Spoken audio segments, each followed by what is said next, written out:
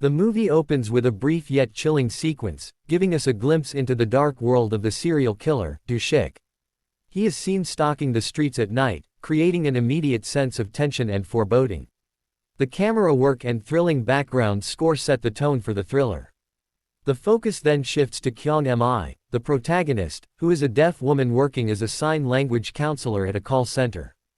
We see her interacting with her colleagues, handling calls, and demonstrating her proficiency in sign language.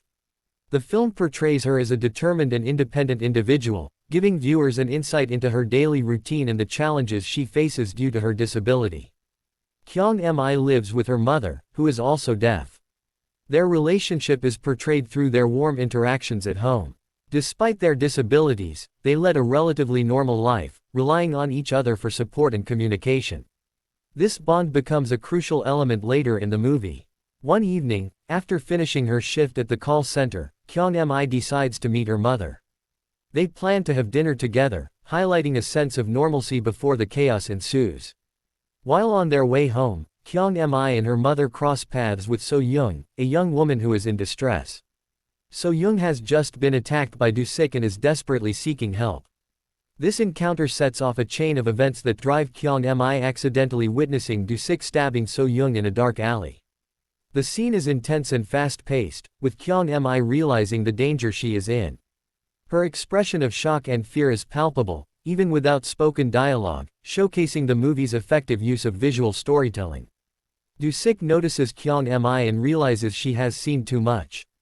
He shifts his attention from So Young to Kyung Mi, marking her as his next target. The tension escalates as Kyung Mi, understanding the imminent threat, decides to flee. Kyung Mi's flight from the scene is filled with suspense. Despite her disability, she uses her resourcefulness and knowledge of the area to try and evade Dushik. The film effectively portrays her vulnerability and determination, making viewers root for her survival. As Kyung Mi attempts to escape, the film introduces Jong Tak, So Young's brother, who works as a security guard. He learns about his sister's attack and becomes involved in the unfolding events. Jong Tak's character adds another layer to the story, as he is determined to protect both Kyung Mi and his sister. Jong Tak's sister is taken to the hospital and is revealed to be alive.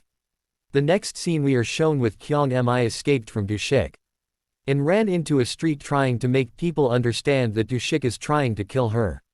But none of the people understand as she cannot speak to save herself. She points a knife at Dushik, to which people start believing that she is not in her right state of mind. As Dushik tells everyone that she is a mental patient, police officers nearby helps Dushik get control over Kyung Mi. When Dushik is about to kill her, Jong Tak enters the scene and Jong Tak and Dushik both engage in a fight, to which Kyung Mi ran from the scene only to Dushik again following her after beating Jong Tak. To put an end to this misery, Kyung Mi ran towards Dushik, who is holding a knife, only to Kyung Mi getting stabbed and people thinking that Dushik stabbed her.